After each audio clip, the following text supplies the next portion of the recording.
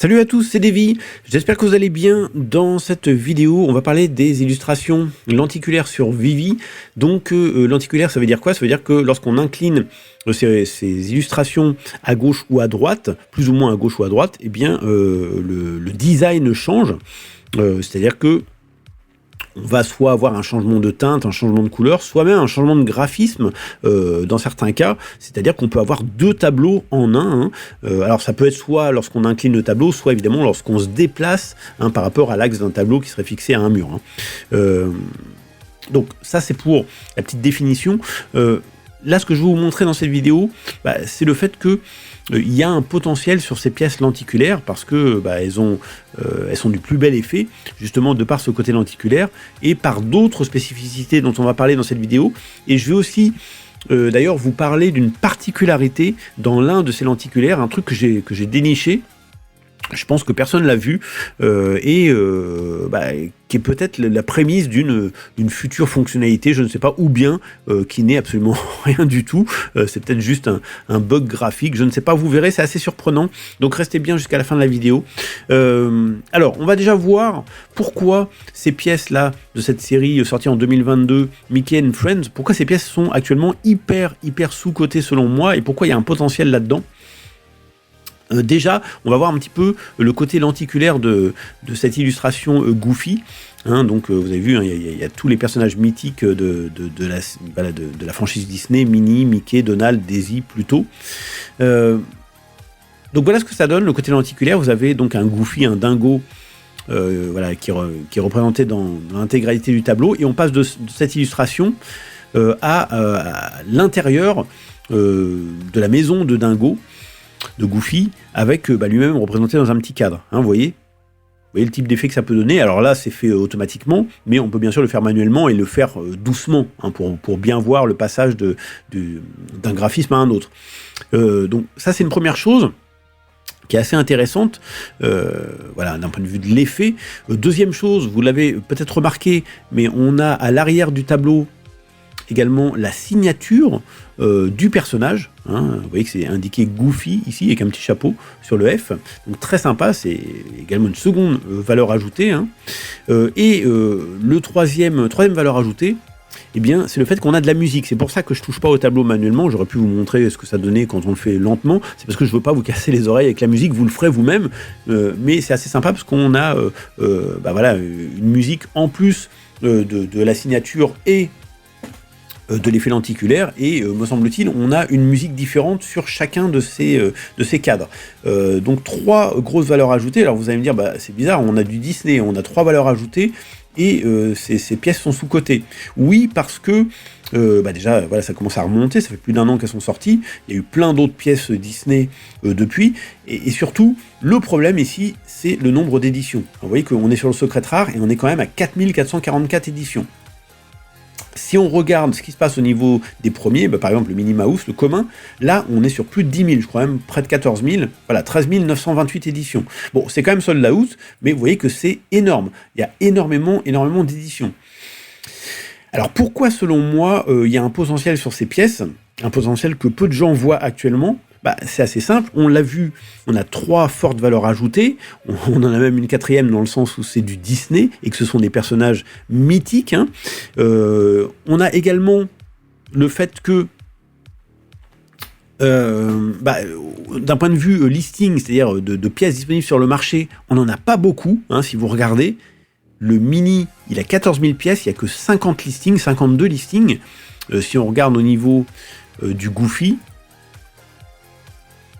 vous voyez qu'on a à peu près pareil, une 50aine de listings pour ces 4400 éditions. Bref, globalement, on a très peu de pièces listées. Ça veut dire que les gens les gardent, ils s'en débarrassent pas. Donc, ils estiment qu'il y a une certaine valeur potentielle à ces pièces. Et je pense qu'effectivement, dans le futur, ces pièces seront intéressantes à posséder.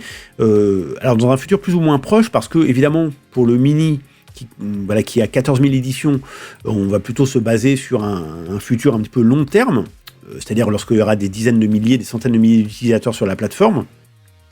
Ça représentera rien du tout d'avoir 14 000 éditions à ce moment-là. Par contre, pour le Pluto qui a 6666 éditions et le Goofy, qui a 4444 éditions, on l'a vu, je pense qu'on peut viser du moyen terme, parce que 4400 éditions, voire même 6-7000 éditions, c'est pas encore non plus trop dramatique, j'ai envie de dire, hein, même si aujourd'hui on a des drops avec des supplies hyper faibles, ça reste tout à fait correct. Lorsqu'on sera en bull run, on aura quand même plusieurs milliers de personnes sur la plateforme, peut-être même plusieurs dizaines de milliers, et donc ça sera encore des valeurs assez acceptables en termes d'édition. Bref, je pense notamment que cette pièce-là, le Goofy, est une pièce qui peut être intéressante à avoir dans son portefeuille, donc c'est une pièce que je surveille, moi personnellement, d'autant plus que le prix est assez raisonnable actuellement. Possible qu'il soit descendu plus bas, il faudrait jeter un œil sur MyNFT Tracker pour voir ça, mais en tout cas voilà, une pièce que moi personnellement je surveille. Encore une fois, pas de conseils financiers, vous faites vos propres recherches et vos propres choix. Donc ça c'est pour la première série. Et le deuxième lenticulaire sorti nous provient donc de la série Elemental, c'est-à-dire qu'il y a eu plusieurs cadres sortis de cette série, un commun, un peu commun, 2 ultra rares et un secret rare. Et bien beaucoup de gens ne le savent pas, mais le Fire Tome qui est ici est une version lenticulaire, ce qui n'est pas le cas des autres. C'est-à-dire que la teinte va changer selon qu'on l'incline à gauche ou à droite, ou bien que, évidemment, si le tableau est statique, fixé à un mur, selon qu'on se positionne à gauche ou à droite. La visualisation qu'on va avoir du tableau va être différente. Donc ici, c'est un changement de teinte, vous voyez. On passe d'une teinte un petit peu rougeâtre, donc c'est une représentation, évidemment, de feu, c'est lié au film.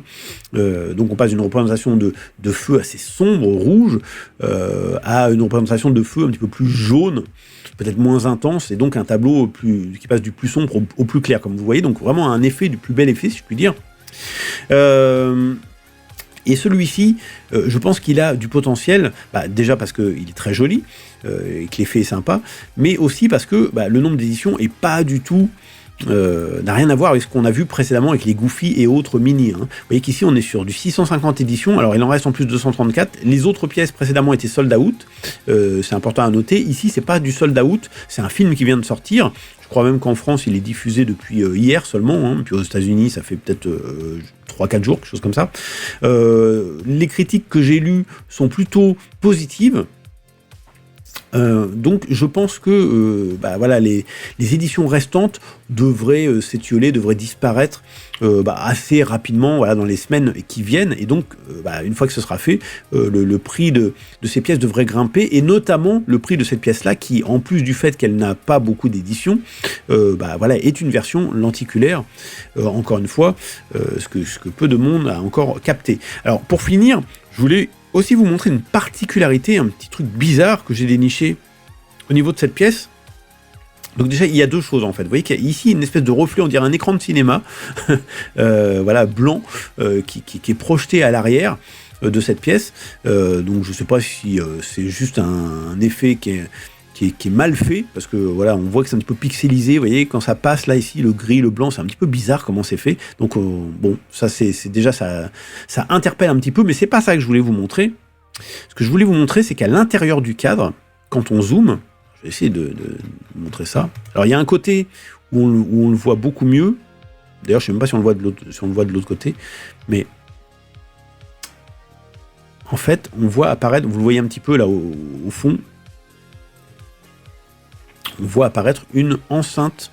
Voilà, là on perçoit un petit peu mieux ce que je voulais vous montrer, cette forme d'enceinte, c'est vraiment très très bizarre, ça ressemble clairement à une enceinte. Malheureusement, je ne peux pas trop vous montrer ça de manière beaucoup plus précise ici, parce qu'avec mon logiciel de capture vidéo, ça risque d'être compliqué, ça lag un petit peu, mais vous ferez l'expérience de votre côté. Vous avez vu, ça se situe en bas à gauche du tableau, Donc en zoomant, vous verrez très très bien cette enceinte. Et donc voilà, Kesako, on ne sait pas trop à quoi ça correspond. Est-ce que c'est un élément graphique qui fait partie du tableau, qui donne justement un effet de lumière ensuite à l'extérieur? Je ne sais pas. Je vois pas trop le lien. Est-ce que c'est les prémices d'une future fonctionnalité, par exemple, pourquoi pas de la musique? rajouter à ce lenticulaire, comme on l'a vu pour les pièces précédentes, sait-on jamais. Bref, donc voilà, le mystère reste entier. En tout cas, voilà, je voulais vous montrer tout ça dans cette vidéo. J'espère que vous avez apprécié cette vidéo. Si c'est le cas, je vous invite à la liker et à la partager tout autour de vous, notamment à vos amis sur vos réseaux sociaux. Si vous avez des commentaires à faire vis-à-vis de cette vidéo et vis-à-vis de ces pièces notamment, n'hésitez pas, ça se passe dans la section des commentaires justement située juste en dessous. Et quant à moi, je vous retrouve très bientôt pour une prochaine vidéo. Et d'ici là, portez-vous bien les amis. Ciao, ciao!